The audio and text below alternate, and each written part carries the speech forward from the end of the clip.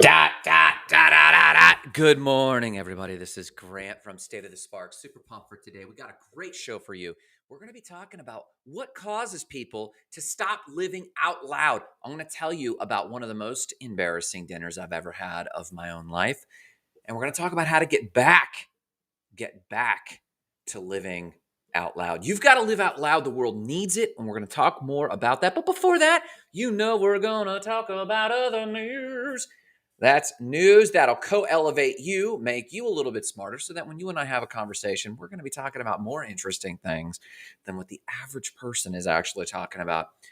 But before any of that, we're going to be talking about morning cup of gratitude. What are you grateful for? No, seriously. What are you grateful for? If you checked in on one single version of our shows, you know that I am exploring deeper forms of gratitude, how to be truly, truly grateful, how to sit in bed before you even get up. Your alarm goes off, you sit there, you close your eyes, and you think of three things that you are mentally grateful for, but then to engage those thoughts deep enough that you are stirred in your soul that you're grateful for. What are you grateful for? I'm going to start. What I'm grateful for this morning is I'm grateful for continued growth. I had several great growth moments that I was journaling about this morning. Fantastic stuff. Getting back to great books, great journaling. So I'm grateful for growth. I'm grateful for a new business resource that we've had. We've had this new business resource for about 3 weeks, and it has been mind blowing. Is not even sufficient to describe how good this resource has been for us. We're also grateful for new YouTube followers and comments there. Boom. Thank you. We're also big on the new members in the Discord. Thank you guys for joining the Discord. We got great conversation. Again, I put my watch list in there. I put my crypto alerts. Basically, everything I want to share with you as a coach, I put over there in the free Discord. And then we don't have to get into this long, crazy coaching relationship unless you need those one-on-ones. Reach out if you do. But you can get access to all of our tools anyway, because coaching is accountability. Coaching is personal. It's interpersonal. And we love doing that. But how am I going to continue to accomplish the mission of igniting lives?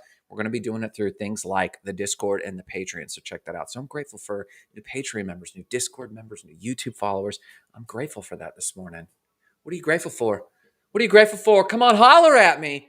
Tell me what you're up to this morning and tell me what's making you absolutely pumped to jump out of bed. If you don't have something to be grateful for, why are you even getting out of bed? Go back to bed. Pull your blanket over your head and go, okay, wait a minute. Why am I even doing this? Gratitude is basically looking through the keyhole of the motivation of your life. Let's talk about our other news. Stairway to Heaven in Lima, Peru. It's actually Stairway to Art Heaven. So check this out. In a Colossal article, basically Colossal magazine, not a magazine article that was massively large, they feature artist, I'm going to get his name right, Zomatok. I hope I'm saying his name right, her name right. Basically, this Peruvian artist painted 13 staircases in the style of the Andes blankets, the Andean hand-woven blankets that are like geometric and multicolored. I think they're called yikia. Yikia is the Andean blankets, I believe. And so they actually took these blankets and took these patterns, and then in a neighborhood that's a high elevation neighborhood, it's kind of like a depressed neighborhood. It just looks like sandstone and brown. This is partly why the Andeans have actually used such bright colors, because their landscape itself was so uncolorful. But of course, the rainforest was colorful. So they decided to bring out the colors of the rainforest and bring this into their Andean blankets. Well, artist Zomatok actually wanted to bring this to an entire neighborhood. So they actually painted these 13 staircases, and I'm just going to drop the link immediately so you have the thumbnail so you can actually see how beautiful this staircase actually is. Let's see here. There we go. Okay, so you should see it in the comments right there. You should be able to see the staircase with all the beautiful colors, and it really livens up the neighborhood. The residents in the neighborhood have proven to love it. It's shown to increase happiness and well-being in and around that neighborhood. So if that doesn't get you going, I don't know what does. So let me actually do that. Okay, very cool. So what else is going on? Sleeping in space with a meteorite in bed. Let's talk about it. Boom. For some reason, my chat just went off, but my stream is still going. So hopefully they didn't boot me out. Sleeping with space and a meteorite in bed. Long story short, a British Columbia woman, Ruth Hamilton, woke up to a loud crash in her bedroom one evening, October 3rd. Woke up and saw a big old hole in the ceiling. And at first, she thought it was a tree falling on the roof, but she wasn't really sure. So she called 911, made sure she was making a report so that she could report it to insurance. Well, good morning, Jennifer Denny. There she is. Boom. There you are. How you doing? Good to see you. For some reason, my chats aren't coming through. That's bizarro. But I can see you over here on Facebook. So good morning. So Ruth Hamilton was on the phone with 911 or 911 and was telling them about this hole in the roof. And then she noticed that between the pillows on her bed, there was a ham-fisted size rock sitting right there. And lo and behold, the insurance adjuster found out that this was, in fact, a meteorite. Now, they say, fun fact, they say that you have 91 people a year could, in theory, based on the statistics, die from a meteorite impact. But the last one recorded was in 1888. Fun fact about that. Now, here's the interesting thing. If you actually do 91 a year times however many years between over 100 years since 1888, if you actually do that math, those statistics are actually not zero. Statistically, based on how many humans there are, that's a really low number. But it's proof that statistics are just that. They're statistics. It's just data references. Doesn't necessarily mean that if you go outside, you have a chance to be one of the 91 people struck by a meteorite. And if you are, maybe that's a sign of good luck. I don't know about you, but that, my friends, is other news. We're going to talk about one of the most embarrassing dinners I've ever had and how that actually led to my principles today that I want to share with you about living out loud and how convicted I am at how many people are not truly living out loud. So let's talk about it.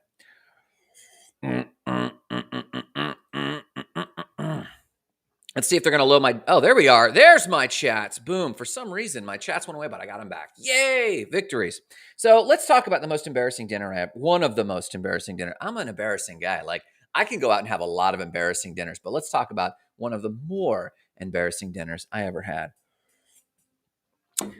When Marissa and I first moved back from the Dominican Republic, I launched a coaching business, and I'm a good coach, actually. It's one of the things I believe I was really put on this earth to do. I coach people well, advise people well. I'm empathetic or empathic. Like, I really have a good sense of where people are at. And I was starting to launch this thing, and I started to have some momentum. I had a few clients, but it wasn't enough to actually launch the business. I was making $120 an hour. And that's roughly what I charge right now. I should probably increase that.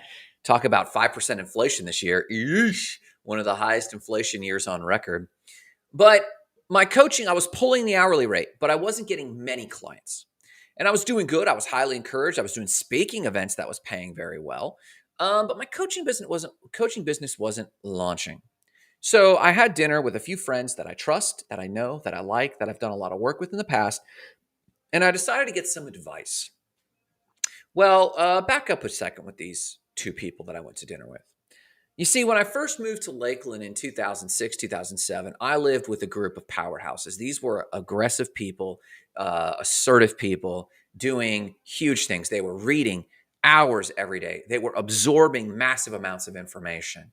We were investing in real estate where we were sticking bandit signs on every intersection and flipping houses. We were buying for sale by owner homes. We were getting a lease agreement. And on the same day that we were closing, we were actually posting for rentals and pulling checks.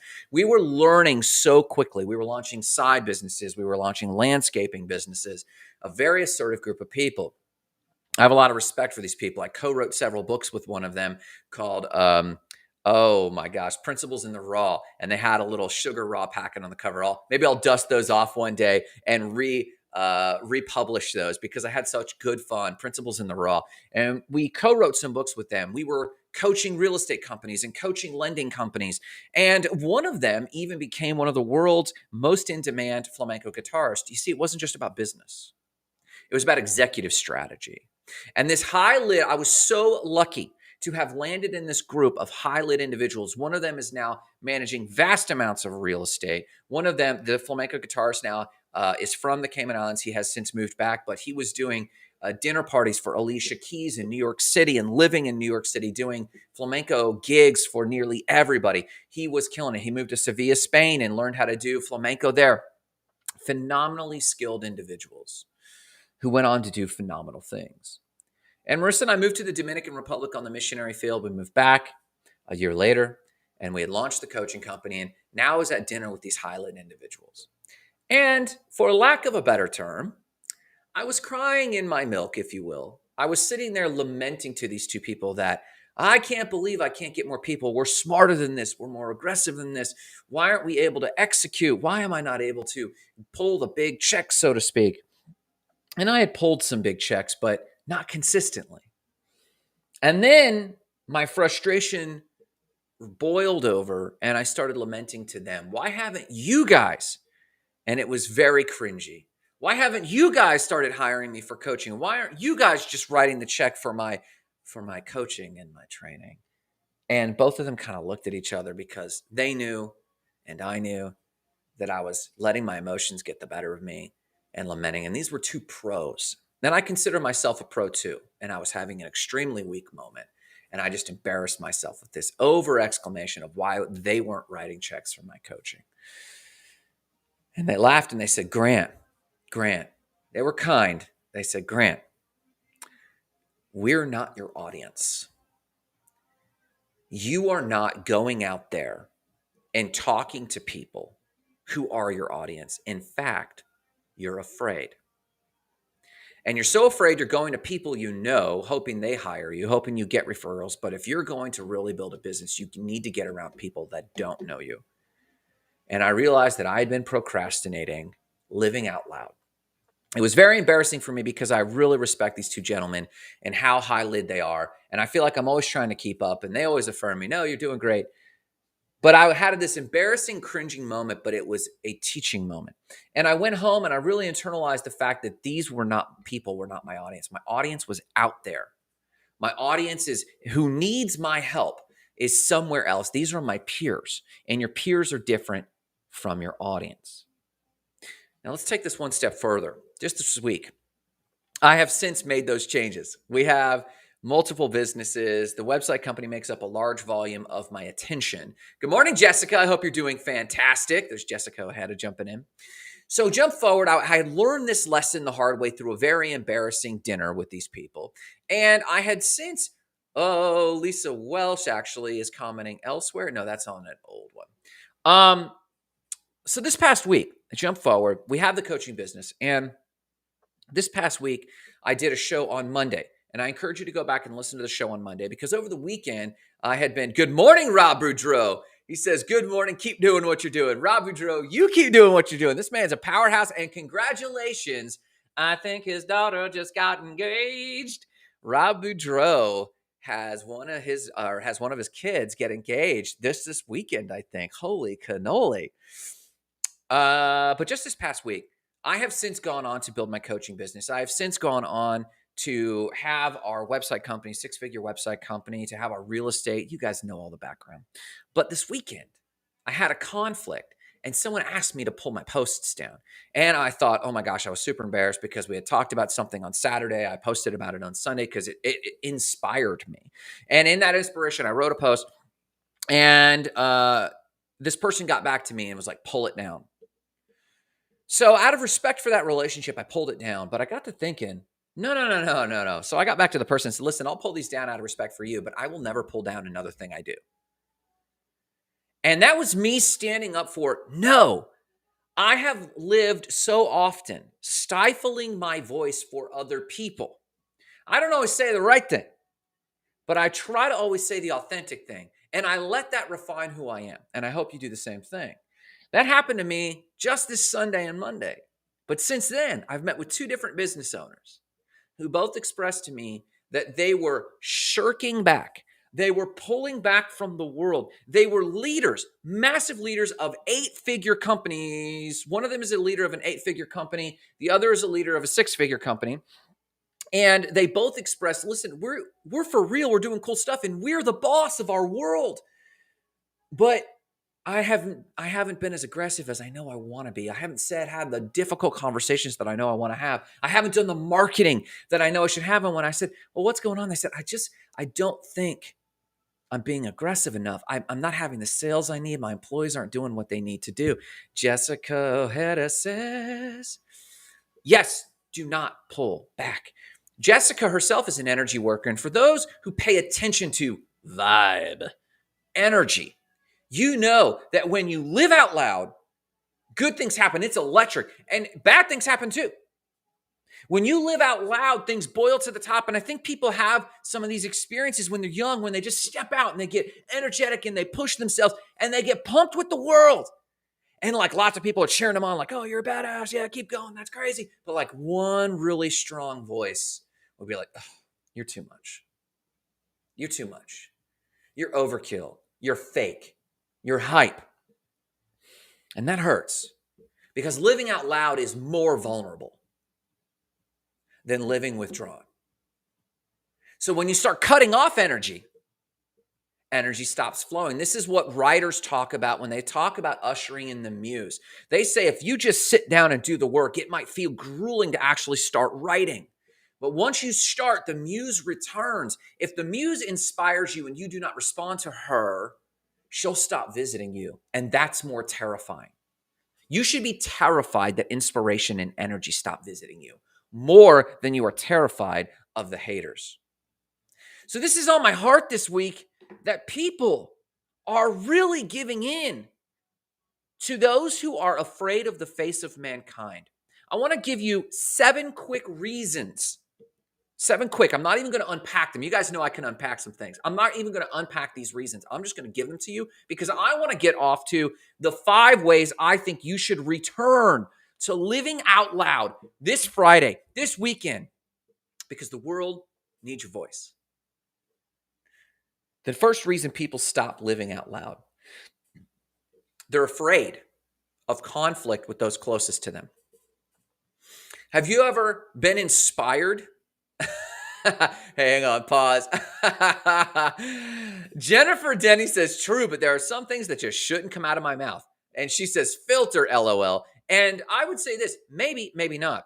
And what we'll find in the 7 things that cause people to pull back, but what we'll find with the 5 things I suggest you keep going is, I think even if, I don't have all, some things, the things people like us could say could grate against people. But here's the thing. If you're grading against people, you're grading against yourself. And this is what they call iron sharpening iron. We will repel people. And that should happen. There's a lot of people in our lives who should no longer be in our lives. And it's because we're not. It's because we're pulling back. It's because we're not living out loud that we haven't had those come to Jesus moments quicker. We haven't had those moments with those bad employees quicker. We haven't had those moments with those potential partners quicker. We need to say those things that maybe shouldn't come out of our mouth. And Jennifer Denny says, agreed. I can't disagree. And I think if I know Jennifer at all, and I know her a little bit because probably I know a lot about myself, and that is we're just so sick and tired of speaking our mind and it just creating conflict. It's exhausting. It is exhausting. Rob Boudreau jumps in and says, boldness brings the audience. It's authentic. And this is true. And if I did it only for those reasons, then I might be at risk of being fake. And if you get bold just for the audience, come on, that is a bit manipulative. But I think what Rob is getting at is this. The more authentic you are, the more you'll repel people, the more you'll draw not only your authenticity out, but your authentic audience to you. And I think that is a more authentic way to live. So I'll take it. Then Jessica, saving the best for last, she just jumps in with full energy. Bang, bring it.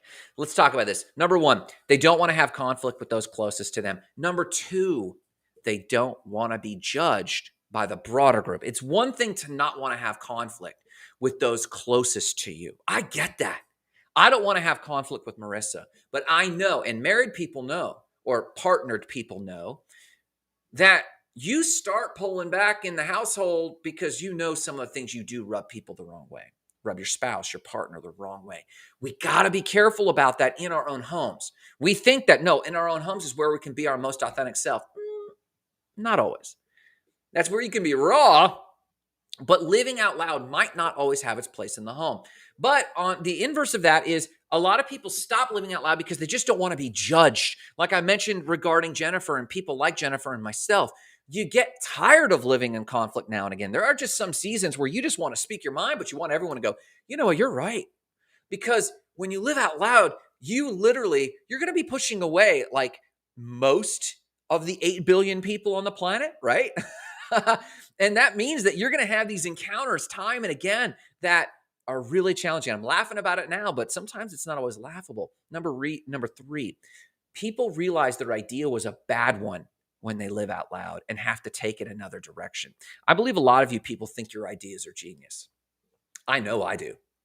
I believe a lot of you think that business concept you have, oh, this is going to be brilliant. And people love it. That book you wrote, oh, this is going to be awesome. That webinar you recorded, this is going to be so cool. But you have a sinking feeling, and maybe a subconscious feeling that, what if we find out this was actually a bad idea? What if I've invested so much time writing my book? I tell you, and this is a confession, I have spent so much time creating this book right here. And look how thin it is. It's not that big. We spent so much time. I still haven't put it in front of the beta testers. Why am I procrastinating? Somewhere in the back of my mind, I think there's one section. I can speak to the one section in the book that I think they're all going to come back and say, I think you need to rewrite this. And that's going to be a lot of work. I think people stop living out loud because they realize that they know something about their idea is not good, and they're going to have to take another direction, and they hate the idea of that amount of work. Number 4, I think people realize that our idea was a good one. This is the zone of self-sabotage. Hear me out. I think some of you know you have a good idea, but you're not living out loud because you're afraid that it is a good one and it's going to take, and then you're not going to know what to do next, and then people might find you to be a fraud. Jennifer comes in here, and this is honestly my position as well. I'm okay with being wrong because, hey, I tried. And that is literally my Zen. That's my, what they call active nihilism. Hey, listen, I might be wrong, but I tried and I got better for it.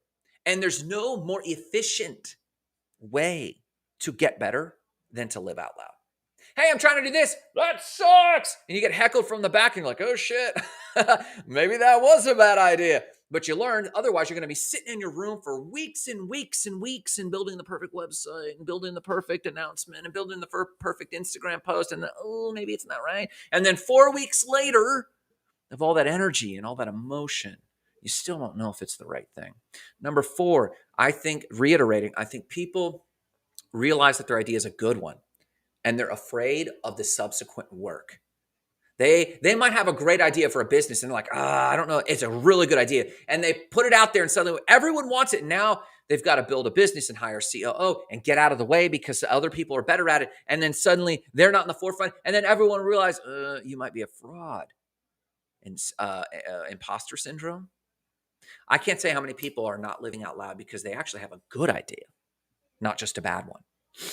Number 5, they believe that the controlling elite will harm them. It's true. I can't tell you how many people, especially in the Southeast, I can't tell you how many people I know are like, hey, this is not a popular opinion, but Q. This is not a popular opinion, but the controlling elite. Hey, listen, maybe not. I don't know. I don't care. I haven't even concluded, but I'll tell you what I have concluded. Conspiracies. I remember in the early 2000s, I bought hook, line, and sinker, and I might still, 2 components, buy a little bit of the 9/11 conspiracies. Remember, I was around in 2001 for 9/11, and I immediately knew something was wrong with this. It just didn't add up, and so I went down the rabbit hole of conspiracy. And remember, conspiracy doesn't mean lie. Conspiracy doesn't mean false. It's not a conspiracy if it's true. If it's true, it can also be a conspiracy. Conspiracy simply means that someone conspired.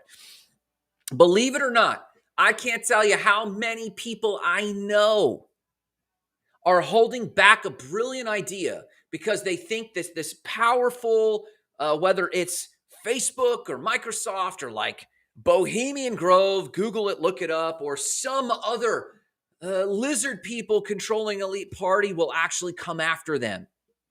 Listen, we could talk about this, but we are such small fries, no one cares, even if those things are true. And I don't know if they are, but I do think they're irrelevant to you living your life out loud, because you're going to have to build look at the big influencers who have disrupted things like Elon Musk and all these people. We often look at these people and say, see, they drank the Kool-Aid. They are the controlling elite. It's like they came from the same place you did. They had to work hard. So it doesn't matter if there's a powerful strata, whether it's just our government leaders or the corporate gurus who can hold you down. Get over it. You're not living out loud because of the threat of these people? Come on. Jennifer says, we will never know what we can accomplish or break through to new ways of thinking if we don't try to achieve what others think is not possible. Boom. Another way I think about this is you keep doing what you've always done. You always get what you always got. Right? That's my layman's version. If you keep doing what you've always done, you always get what you always got. But if you are trying to break out of the norm with your business, your money, your relationships, your fitness and health, your spirituality, you're going to have to break paradigms starting with your own. Number 6, a lot of people are not living out loud because they'll actually have to live up to the same things they promised to do. And this is kind of a play on they'll actually have to step up. Like you'll actually have to live up to that bar. If you float this idea, if you say I could build this great app, you're going to have to step up and deliver the app. The idea is not good enough. The world doesn't give a crap about an idea. Now, ideas are mind viruses and they can impact a lot. But as it pertains to you and the rewards of society, your idea alone won't cut it. And I think what people realize, if they float this idea, the idea will surpass them. And number 7, they're afraid someone's going to steal their idea. Listen, the law of synchronicity means, the implications. The law of synchronicity in quantum physics is its own thing. But the implications as it moves up the scale from the quantum to the physics to our sociological world is this. There are multiple people working on the same exact thing right now. The law of averages and our connectivity greatly, exponentially increases the averages that if you had a brilliant idea, someone else also had a brilliant idea. This is evidence of the hive mind of the human species, which I fully believe in. I believe the human species is absolutely connected in some woo-woo way that science will prove one day. So if you thought, if Alexander Graham Bell and Marconi both thought of the same thing, brilliant, good on them, right? If Edison thought of the same thing as Tesla, right? They're all thinking this is synchronicity. And if they could do it without the internet, when we have the internet, there are probably thousands of people working on what you're working on. But if you are holding back from living out loud because you're afraid someone's going to steal your idea, don't worry about that. They're already working on it. They don't need to steal it. There's enough reference points through the internet that if someone had the similar inspirations as you, came around similar feeds and suddenly had a spark that no one else had, chances are thousands of other people had that idea. What will make or break is execution. First to market, best to market. The first to actually connect with other people, that product or idea, connecting that with other people and making a good product market fit. The first person to do that well.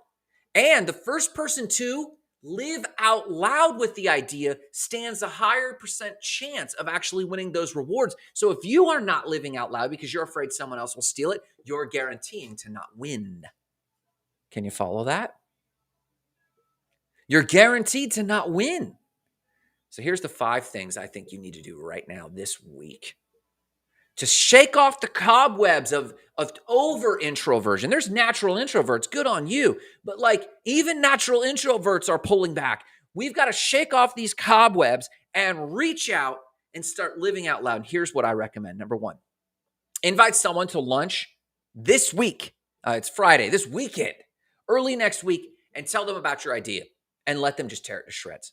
We call this the red team. When you have a business and you have an idea, or you have a product and you're working on an aspect of the product, you pay people to sit in a room and you've got the team and the red team. And the red team's job is to counter everything you're doing. You want the red team. The only way to do that is if you live out loud.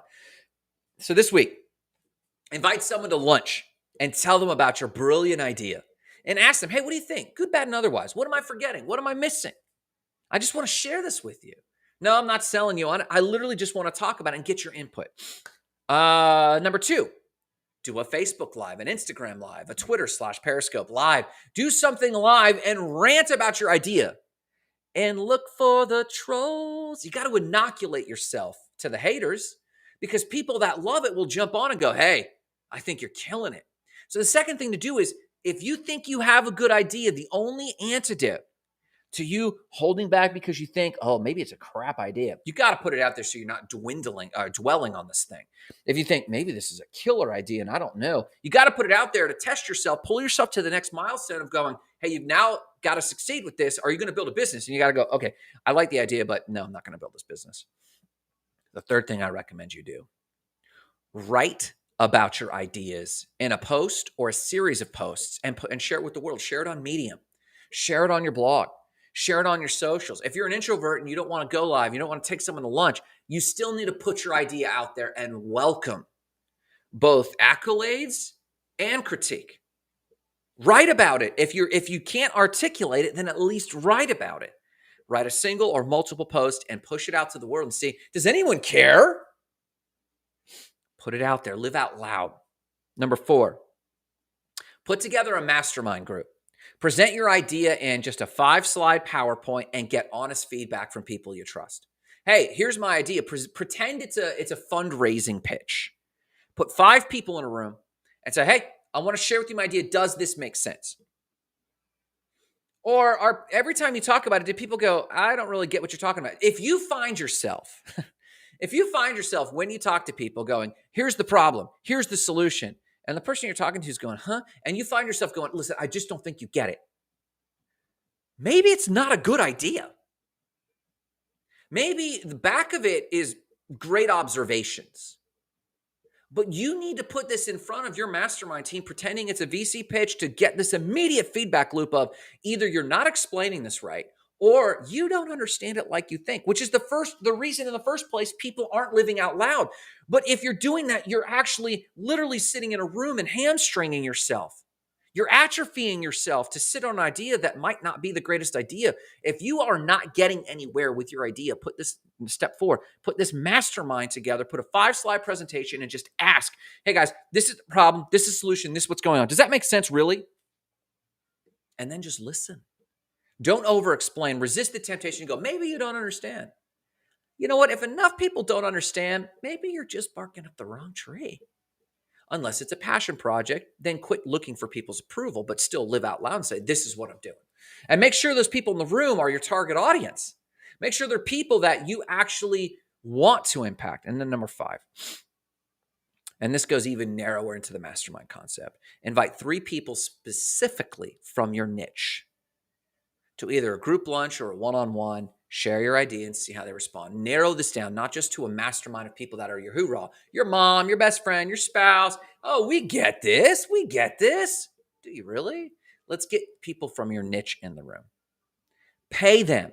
Listen, if it costs you several $100s to put a focus group together like this, but it saves you weeks or months or years, not dispelling your problem, helping you hone it, like Jennifer and I were talking about right here. It's okay with being wrong because we tried. Being wrong doesn't mean like, oh, I guess I'm going to toss this idea out. No, maybe you just need to modify your pitch. Maybe you need to modify your understanding of the problem. Just because you observed it and your brain thought it doesn't mean it's the greatest idea. Just because you observed it, your brain thought it doesn't mean it's the greatest pitch. But we have had some of these encounters when we were young, or maybe not too long ago. And someone didn't understand, or it created conflict, or it frustrated us. And I want to pull out one really important point here, real quick. Jennifer says masterminds are crucial to be successful. I want to be the dumbest person in the room. Yes, and I think a lot of people say this, and it's a great soundbite. I want to be the dumbest person in the room.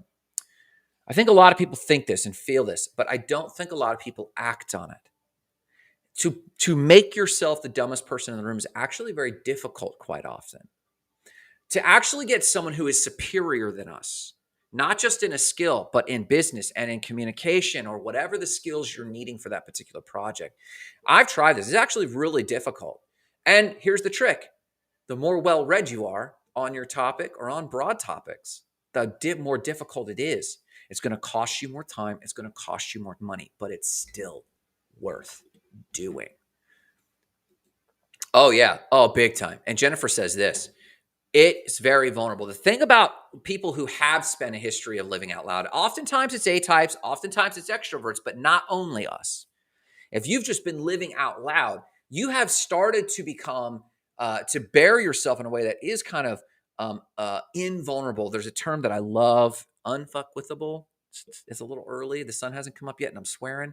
Unfuckwithable. You're impenetrable because you have lived out loud so often. But you need to be in positions that make you vulnerable. Because when you're vulnerable is when you knock the chips off your shoulder, when you knock the edges off your idea, and you actually hone to something beneficial. For me to hear critique about this show, Grant needs backlighting. I know it. I don't have enough contrast with all this stuff back here because now it just looks like an array, an assortment. There's no depth. There's no dimension. I get it. And to hear that does make me vulnerable because I've done now 219 shows. And I got to keep improving. I need to hear that. Sometimes my topics are stinkers. Every time I mention Q, I can watch the number on the screen. You can see my finger. I can see the number on the screen right there. You may or may not be able. It jumps to like 8, 9, 7 people. And every time I mention Q or conspiracy, it tanks by half because I think people don't want to live out loud.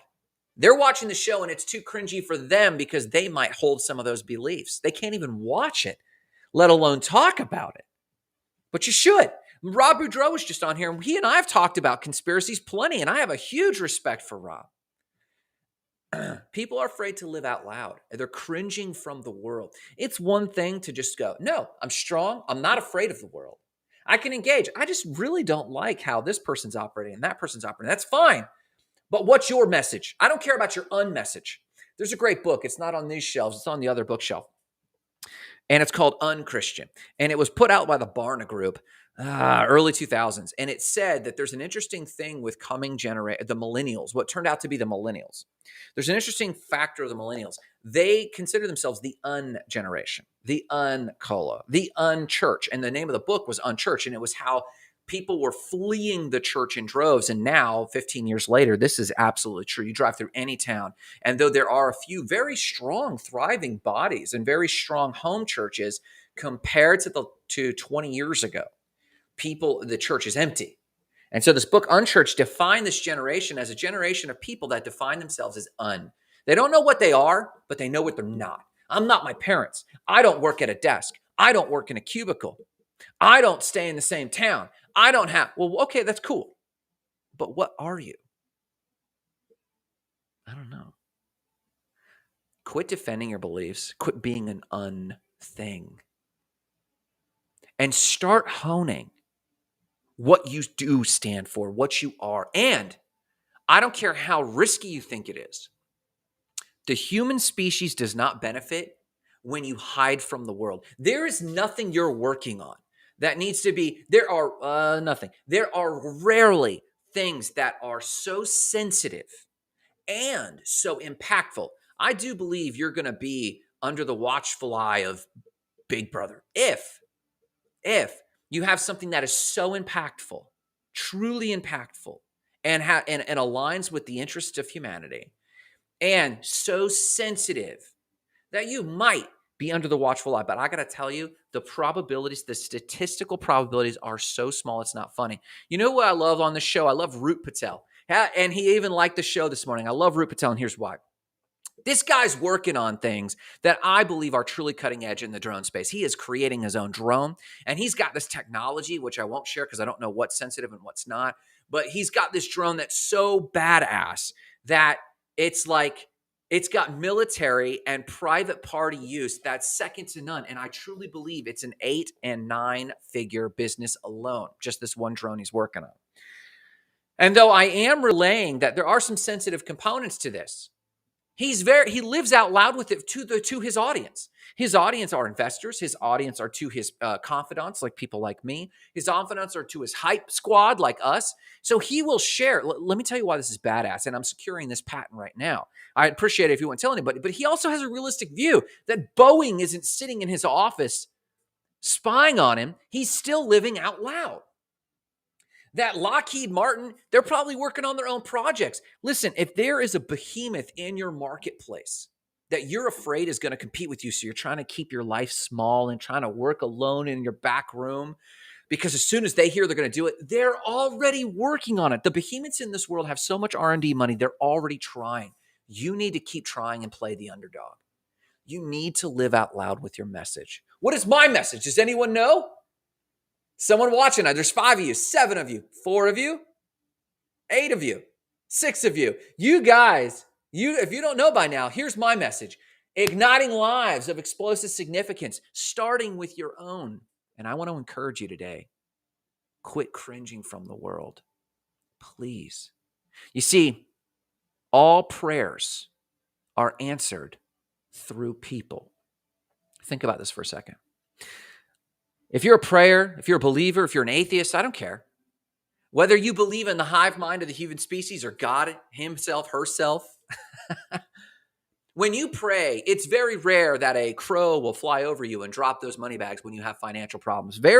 More often than not, it's because you prayed and you shared that prayer and someone walks up and offers you a job or a contract or a car. Jennifer just had her car totaled. Someone walks up and hands her the keys. Man, that's an answer to prayer. Nearly all prayers are answered through other people. And if your vision or your dream, Jessica, all prayers are answered by people? And I don't know if they're answered by people, Jessica, or just through them. Think about that. The prepositional phrase matters. I think all prayers are at least answered through people. I don't know if they're answered by people. That's an important prepositional phrase shift. But I do think nearly all prayers are answered through people. And if you have a dream, at least with your audience, the recipients of that dream, you have to share out loud. This is why we pray in groups. This is why we emote in front of our audience. This is why we share, because I have a dream to grow my Discord and my Patreon so that I can be paid to continue to lift people up this way. And whereas my one-on-one coaching is quite expensive, $400 and more a month for my one-on-one coaching, depending on what niche you're in, it could go up or down, depending on what we're talking about. But I want to reach more people. So I launched my Discord and I launched my Patreon. And yes, I have a dream to make that grow. I have to live out loud and say, hey, visit the free Discord, join, get involved in the conversation, or consider joining the Patreon because we're going to drop our tools on you. I have to say that or people will never know. And I don't know the people through which my prayers are answered, that I can reach 10,000 people who can reach 100 each so that we reach 1 million people to ignite lives of explosive significance. In my lifetime, that's what I want to do. That'll never happen if I don't share that with humans. Marissa will never reach people with the message of going into nature for healing if A, she doesn't go, and B, if she doesn't tell people about it. She's so good on her Instagram. That's how she's doing it. And she's an introvert and she is still living out loud and she's being challenged by it. She confessed some challenges she's having this week because she's living out loud, even if that's her soul journey. But you could live out loud today. So I hope I encourage you, have lunch with somebody, get in front of a Facebook Live, write about your posts and post, then put together a mastermind of your confidants and trusted people, but put together a mastermind or a study group of people in your niche and boldly practice announcing your thing. Because get this, if all of your prayers are answered through other people, doesn't that mean other people's prayers are going to be answered through you? Not if you're not living out loud. No matter what you do today, remember the mission: igniting lives of explosive significance, starting with your own.